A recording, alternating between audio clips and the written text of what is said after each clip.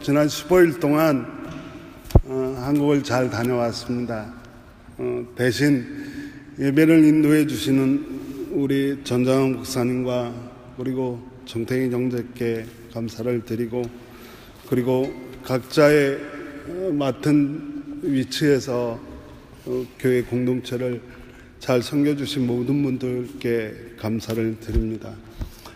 아마 모두 다 한국을 다녀오실 때 같은 마음이시겠지만 저는 갑자기 제가 가서 아버님이 좋아지셔서, 저는 좋아했는데 우리 형님이 좋아지신 게 좋은 게 아니다 라고 얘기하더라고요. 아마 저를 알아보시는 마지막 제 얼굴일 것이다 라고 생각하고 돌아왔습니다.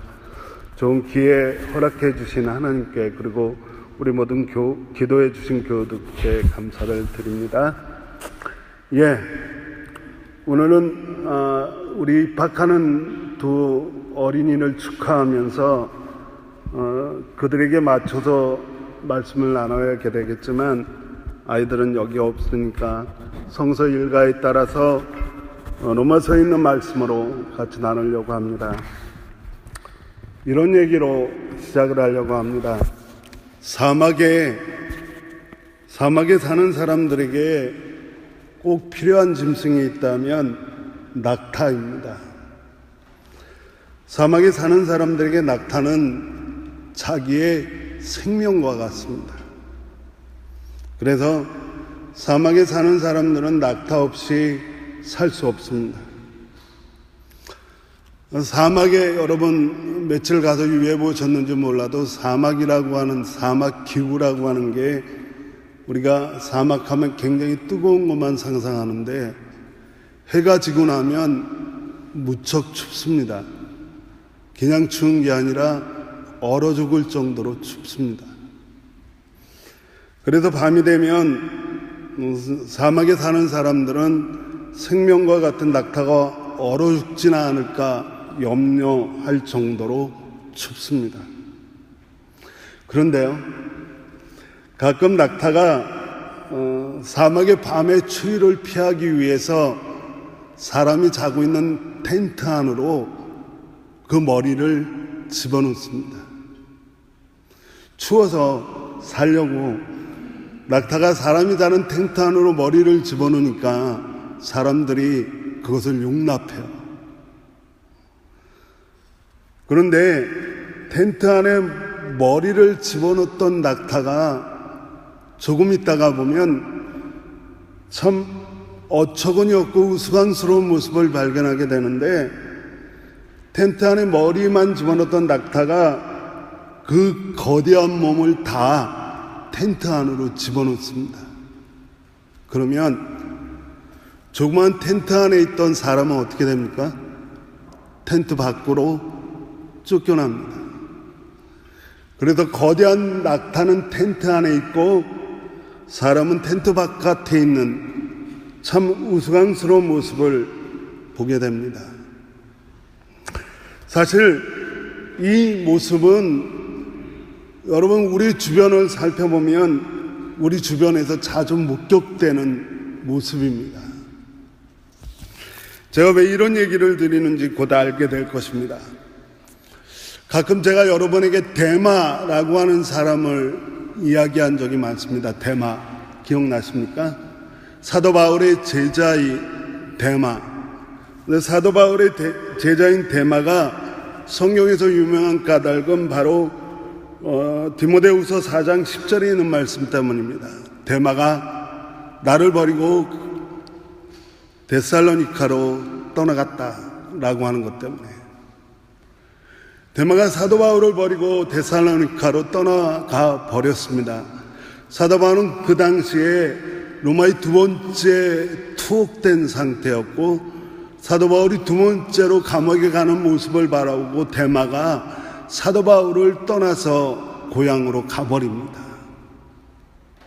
그런데요, 성경은 데마가 왜 사도 바울을 떠났는지에 대해서 아주 명확하게 한마디를 덧붙입니다. 왜 데마는 스승인 사도 바울을 떠났을까? 성경은 그렇게 기록을 합니다. 데마가 어떻게 했다고요? 세상을 사랑했기 때문에. 네, 데마가 세상을 사랑했기 때문에 사도 바울을 버리고 떠나가 버렸습니다. 한 가지 질문을 우리가 갖게 합니다. 오늘 우리가 나누려고 하는 말씀의 주제입니다. 데마는 세상을 사랑해서 떠나가 버렸습니다. 여러분에게 던지는 질문은 우리가 살아가는 세상이요, 사회, 역사, 문화, 그리고 우리가 살아가는 모든 것, 이 세상, 우리는 이 세상을 사랑해야 됩니까? 사랑하지 말아야 됩니까? 여러분 어떤 대답을 갖고 계십니까? 우리는 이 세상을 사랑해야 됩니까? 사랑하지 말아야 됩니까? 네. 그렇다면 더 접근해 질문을 던지겠습니다. 우리가 아니라 그리스도인은 세상을 사랑해야 됩니까? 사랑하지 말아야 됩니까? 데마가 세상을 사랑해서 자기 고향으로 떠나가 버렸다면 성령의 기조는 좀 다른 기조를 가지고 있습니다. 성령의 기조는 세상은 아주 거짓투성인 것, 세상은 사실을 언제든지 숨기고 왜곡하는 것, 세상은 진실이 아주 쉽게 감추어지는 것. 그래서요, 우리가 지금까지 세상에 대해서 교육받은 것은 특별히 그리스도인으로 세상은 철저하게 외면되어져야 되고 세상이 망해도 무시해야 되고 오직 우리는 하나님 나라만을 바라보면서 사는 것이 예수 잘 믿는 거다. 세상을 외면해버리고 그게 너무 거짓투성이고 진실을 왜곡하고 있고 죄악투성이기 때문에 우리는 세상을 철저히 외면하고 세상이 망해도 무시해버리고 오직 하나님 나라만 바라보면서 살아가는 것이 예수 잘 믿는 것이다. 여러분 이 말을 인정하실 수 있겠습니까? 그러나 성경의 기본적인 흐름은 이것이 아닙니다. 세상을 무시하고 외면하는 것이 성경의 기본적인 흐름이 아닙니다. 성경의 기본적인 흐름은 바로 하나님께서 당신의 독생자 예수를 어디로 보내셨느냐라고 하는 것이었습니다. 하나님께서 당신의 독생자 아들을 어디로 보내셨습니까? 세상으로 보내셨어요. 그리고 교회에 나온 지 1년만 지나도 머릿속에 박이는 말씀, 하나님이 세상을 어떻게 해요? 이처럼 사랑하사. 하나님은 거짓투성인 망할 만한 세상에 당신의 아들 독생자를 보내셨습니다. 왜요? 사랑하셨기 때문에. 세상을 사랑하고 그 망할 세상에서 살아가는 죄 많은 우리 인간을 사랑하셨기 때문에 하나님은 우리에게 당신의 아들 독생자를 보내주셨습니다. 하나님은 세상을 사랑하셨고 세상에 살아가고 있는 우리 같은 죄인을 사랑하셨습니다. 하나님이 사랑하는 세상을 우리는 어떻게 해야 되죠? 세상을 무시하고 외면하고 세상이 망해버려도 모른 척하고 오직 하나님 나라만 바라봐야 됩니까? 아닙니다. 하나님이 사랑하신 세상이기에 우리도 세상을 사랑해야 됩니다. 사랑하는 여러분, 하나님이 사랑하신 세상을 저와 여러분이 다 사랑하시길 주님의 이름으로 축원합니다. 근데요, 문제가 생겼어요. 우리가 조금 아까 얘기한 대로 세상을 사랑하고 싶은데 세상은 거짓투성이고 죄로 물들어 있고 정말 진실이 외면되는 이 세상을 우리가 꼭 사랑해야 되느냐라고 하는 질문을 던질 수밖에 없어요. 그래도 오늘 본문의 교훈을 깊이 묵상하려고 합니다. 오늘 본문 로마서 8장 2절의 말씀을 보시면 여러분은 이 시대의 풍조를 본받지 말고 마음을 새롭게 함으로 변화를 받아서 라고 말씀합니다. 말을 좀 바꾸면 사랑하는 여러분, 이 세상의 풍조, 이 세상을 사랑하지도 본받지도 마십시오. 마음을 새롭게 함으로 변화를 받아 라고 하는 말씀입니다. 이 말씀은 우리는 결코 세상을 사랑한 나머지 세상을 따라 떠나버린 대마가 되지 말라라고 하는 겁니다. 우리가 세상을 사랑하는 것이지 세상을 쫓아가는 삶을 사는 것이 아니다라고 하는 것입니다. 우리가 어쩔 수 없이 유행을 따라 살지만 유행을 쫓아가는 사람이 아니라라고 하는 말씀입니다. 이해하기 위해 저희 시대에 유명한 시인 한 사람이 있습니다. 이 사람이 나중에 변질을 했던 안 했던 그건 별 관심이 없고요. 박노해라고 하는 시인이 있습니다. 박노해 시인 길 잃은 날의 지혜라고 하는 시가 있는데요. 그 일부분이 이렇습니다. 박노해 길 잃은 날의 지혜. 현실을 긍정하고 세상을 배우면서도 세상을 닮지 마십시오. 세상을 따르지 마십시오. 다시 읽어드릴게요. 박노해 길 잃은 날의 지혜. 현실을 긍정하고 세상을 배우면서도 세상을 닮지 마십시오. 세상을 따르지 마십시오. 네, 그렇습니다. 우리가 살아가는 세상을 외면하면서 살 수는 없습니다. 절대 그럴 수 없습니다.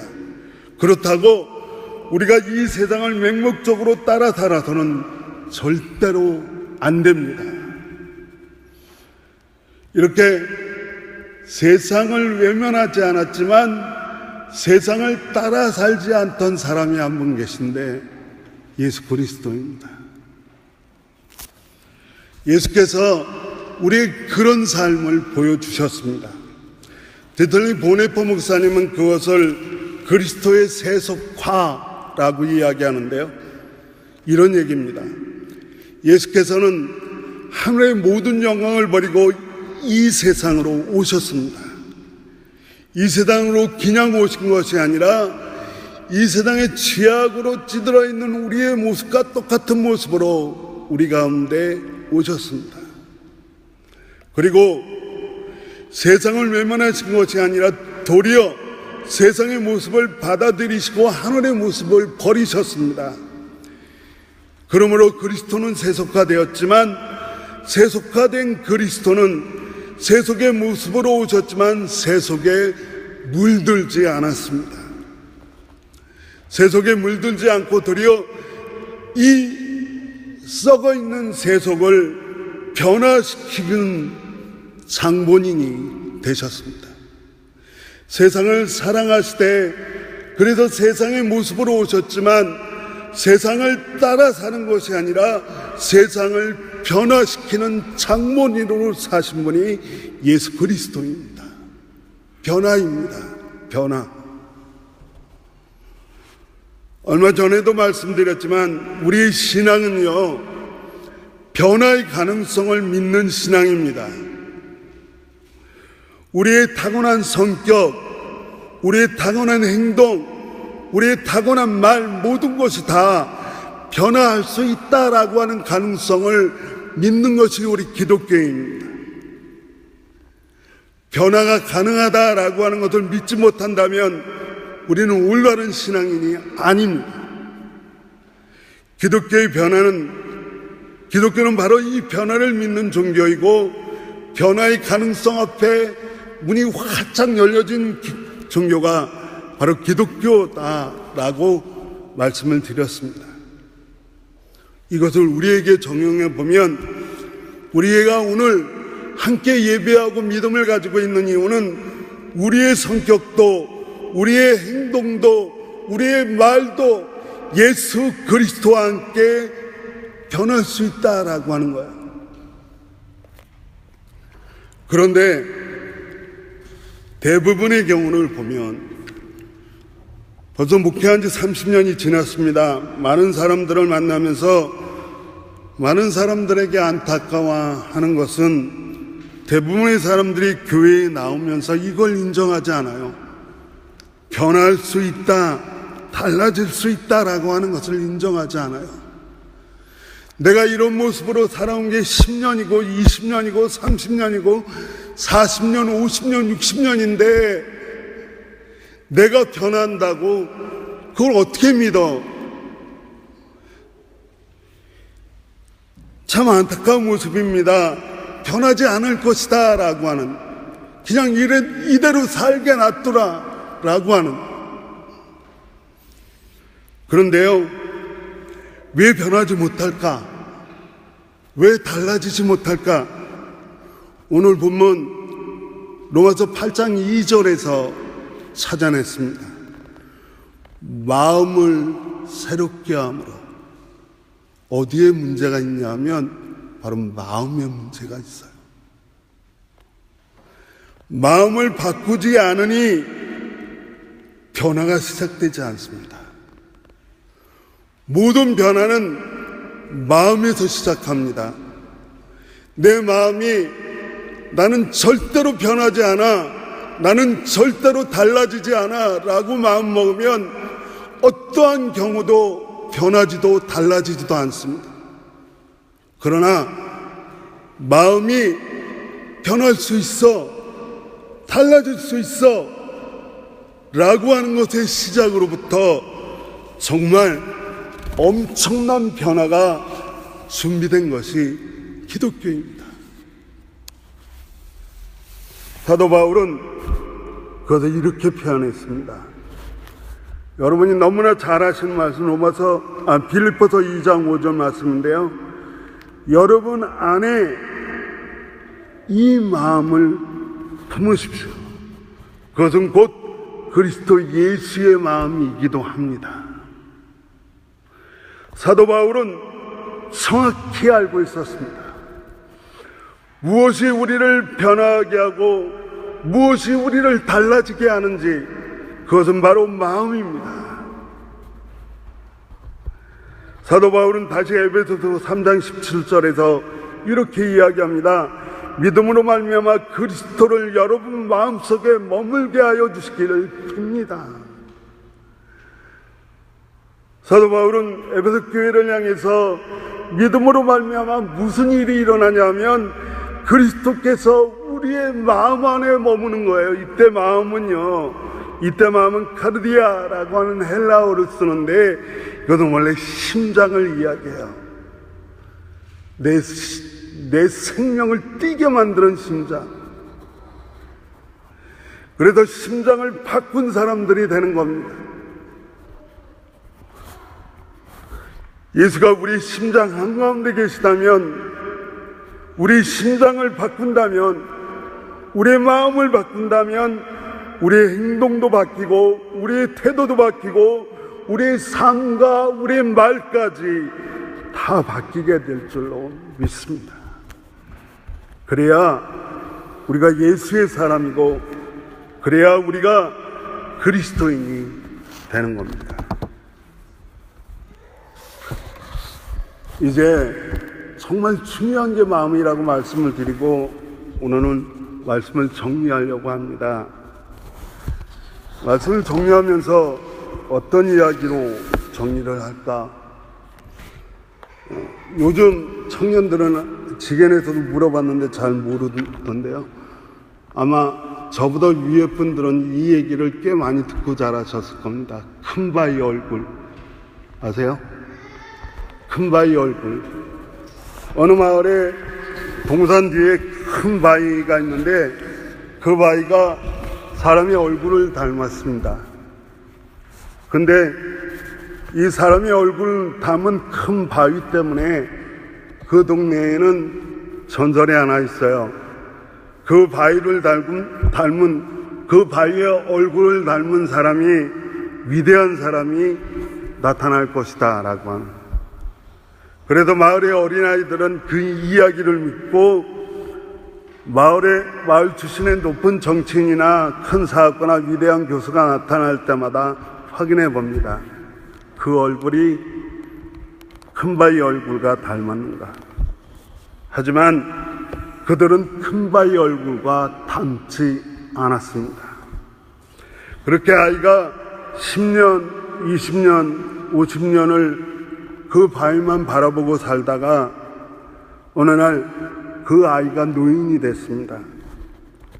노인이 된 그 사람이 길을 걷고 있는데 새로 태어난 아이 하나가 노인이 되어버린 그 사람을 향해서 이렇게 얘기합니다. 당신의 얼굴이 큰 바위 얼굴과 닮았네요. 사실 우리의 변화는 마음에서 시작합니다. 그런데 그 변화의 종착점이 높은 정치나 많은 돈이나 위대한 지식이 있는 것이 아니라 오늘 우리의 마음은, 우리의 심장은 누구와 닮기를 원하냐 하면 예수 그리스도입니다. 예수 그리스도를 끊임없이 사모하고 예수 그리스도를 끊임없이 마음으로 품은 사람들의 그 심장이 예수 그리스도로 변화받는 그것을 우리는 소망합니다. 성경에도 비슷한 얘기가 나옵니다. 출애굽기 34장의 모세죠. 모세가 40일 동안 시내산에 올라가서 하나님과 대화하고 말하고 주고받고 말씀을 주고받고 40일이 지난 다음에 모세도 몰랐어요. 자기가 그렇게 변했는지. 모세가 하나님 말씀을 듣고 산 아래에 내려올 때 산 아래에 있는 사람이 비로소 모세가 편한 걸 발견합니다. 사랑하는 여러분, 정말 저는 여러분에게 오늘 간곡히 부탁을 드리고 고민을 드립니다. 우리의 삶이 예수의 삶을 닮아가길 주님의 이름으로 간절히 축원합니다. 이 변화는 바로 우리의 마음부터 시작해요. 내가 예수를 바라보고 그 예수를 마음속 깊이 묻고 살 때, 머물게 할 때 우리의 삶도, 우리의 사역도, 우리의 모든 것이 예수 닮아질 줄로 믿습니다. 그런 저와 여러분이 되길 주의 이름으로 간절히 축원합니다. 기도하겠습니다. 하나님 감사합니다. 마음으로 시작해 우리의 삶 전체가 예수 닮아지는 삶이 되게 하여 주옵소서. 낙타에게 쫓겨난 사람들처럼 세상을 사랑하다가 뭔지 모르는 우스꽝스러운 모습이 되지 말게 하시고 오직 예수만 닮는 저희가 되게 하여 주시길 원합니다. 예수님의 이름으로 기도합니다. 아멘. 찬송가 214장을 찬양하시면서 하나님 앞에 예물 봉헌하도록 하겠습니다.